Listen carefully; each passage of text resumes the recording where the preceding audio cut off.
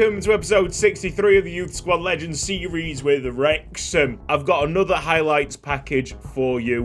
What a story. Sit back and enjoy. This episode begins with the uncovering of a gem. Chilean Gino Paston looks the part, but with attributes like 78 finishing, he's certainly not a defender. The raw talent makes for a tantalising free agent, and at 6'3" he's the type of physical monster that could displace Sorin Dari. That's if it wasn't for our finances being tighter than a camel's backside during a sandstorm. Wrexham are so strapped for cash that even luring non-contracted players is quite the struggle. To raise January funds, Nino Vuk is quickly moved on to Stoke, with the other recent academy graduate Samuel Solis also under threat. But for greater profits, no sale will be concluded until he's comfortable at right back. Casey Stockwood is placed in the reserves until further notice, tempting AC Milan into recalling the player as they've so threatened. This cashless conundrum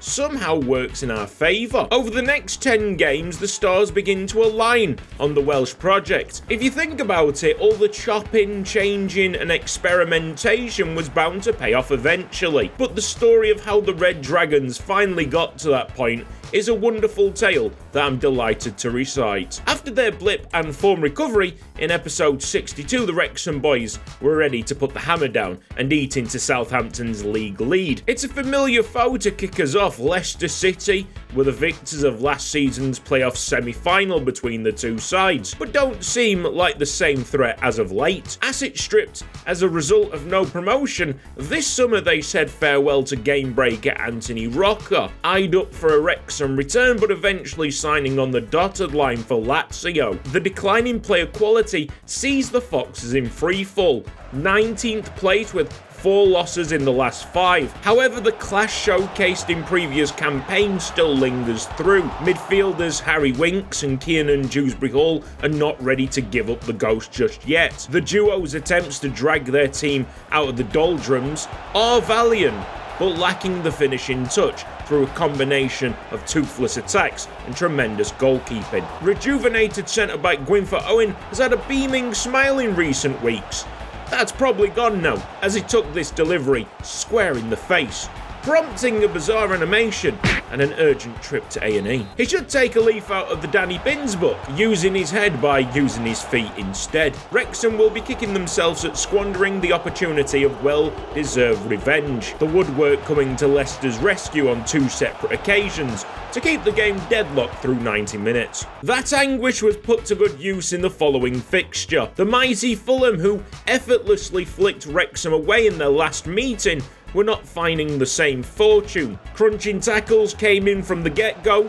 The men in red were up for this one, a mood encapsulated by Keone Sola's opener. Who would have thought he had it in the locker? A contender for goal of the season, a contender for goal of the series. Lukic bundled home a Fulham equaliser as Gary Kinsey fell victim to the Tanner curse. However, it must be said that the leveller only spurred Wrexham on, taking full control for the rest of the game. Match winner Canales got a little creative with this chip to restore the home side's lead, a tight scoreline that they would see through to the final whistle. Luton Town next up, and it's fair to say that the recent board incentive is really playing havoc with the first team lineup. Jang Sung Chan is attempting to juggle the boosting of lower overall players while keeping all the big names happy. That leads to peculiar moments such as Victor Lestosa at striker. Although his physical power will get him into one-on-ones with the keeper, he simply doesn't possess the goal-scoring nous. Keone Sola could have been a hero for the second game running, but this uneventful game was simply not worthy of excitement. An unassuming Wednesday night in November would drastically change Wrexham's future plans. The manager's juggling had Giacomo Cesarini playing further up the field, and the instant impact was a sight to behold. Straight out of the blocks, this San Marinese wonder began weaving in and out of defenders, drawing more and more around him.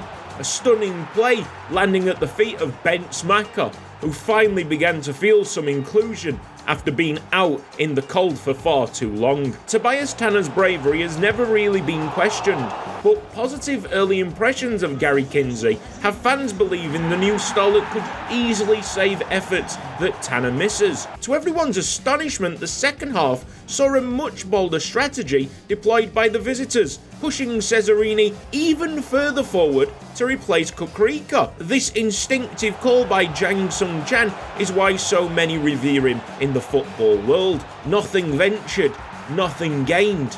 Turns out this positional switch is the greatest gain we'll see in the series. Philip Miller rocked up at right back for Plymouth Argyle just to watch the man who beat him out at Wrexham turn into this utterly ruthless forward. Cesarini always had a high scoring rate at right back, so the goals might not come as much of a surprise. It's the intricate play he's so quickly demanded that puts him head and shoulders above the rest. It goes without saying, Cesarini has suddenly elevated the entire team. And as a bonus, with Kukrika's bullet header playstyle plus out the picture, Sorindari can get back to doing what he does best. Anomalies do happen in youth squad legends, but this is nothing of the sort. This is a stone cold killer.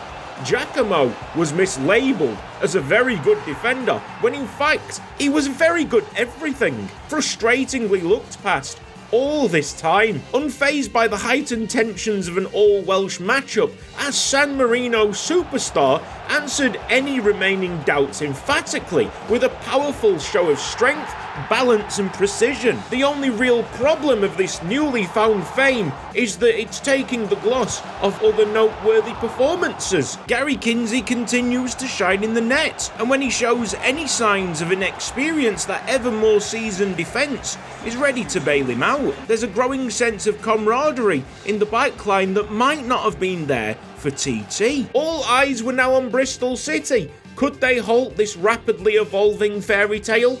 The answer? Absolutely not. It takes only 5 minutes for Giacomo to wriggle his way through, applying a sublime toe poke at the end of an equally impressive run. The strength built up from defending over the years is now making it impossible to force Cesarini off the ball. Defenders left clueless and utterly defeated in his wake. At the other end of the field, Kinsey continues to impress, mainly by getting the simple stuff right. When anything goes wrong, he never feels fully to blame, which is massive for damage limitation on the character. With the score level at 1 apiece, both managers decided to bring on potential game winners. Darko Leskovar hardly got a sniff. However, a loose ball would provide Seb Palmer Holden with a glorious chance to win it late on. A miss to the naked eye, but a spectacular stop under closer inspection. Also subbed in, Sorindari would not be so forgiving with his opportunity.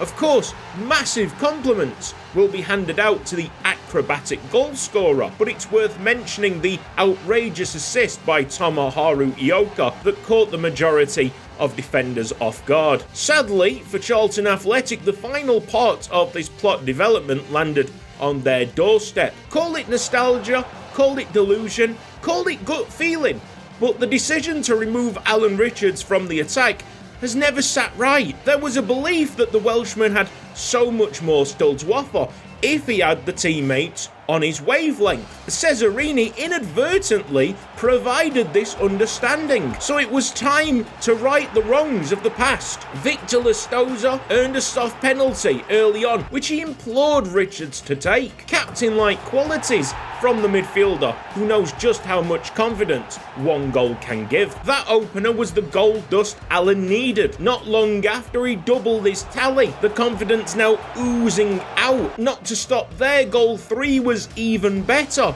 An organised press from the front gave Richards bags of time to pick a spot, a part of his game that's always needed work, but maybe not anymore. To try and one-up his instinctive denial in the last match, Gary Kinsey produced another shot-stopping stunner. The possible new number 1 deserved another clean sheet on the record. FC24 had other ideas. Danny Binns was shown a questionable red card at the end of this game. Probably the wrong call, a poor game from the referee, but it won't spoil otherwise great officiating through the entire episode. The penultimate game was a feisty trip to the Den, where fans were treated to more of the old Bent's Macca, going close himself before finding the man of the moment free at the back post. A Bent's attempt in the second half almost had the crossbar in two pieces. Credit to Millwall, who defended so stubbornly to keep the final score respectable. Which brings us to the final match of the episode,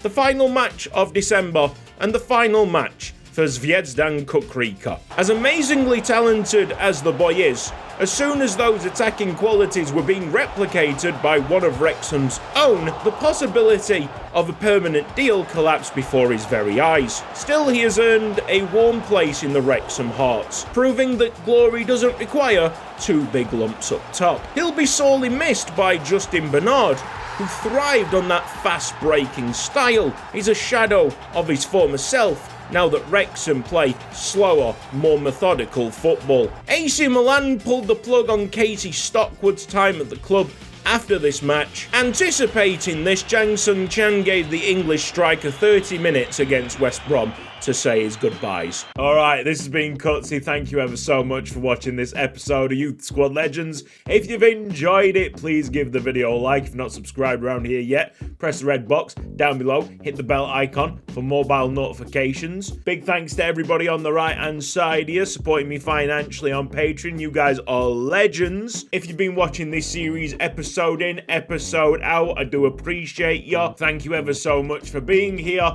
Take care. See you next time. Bye-bye.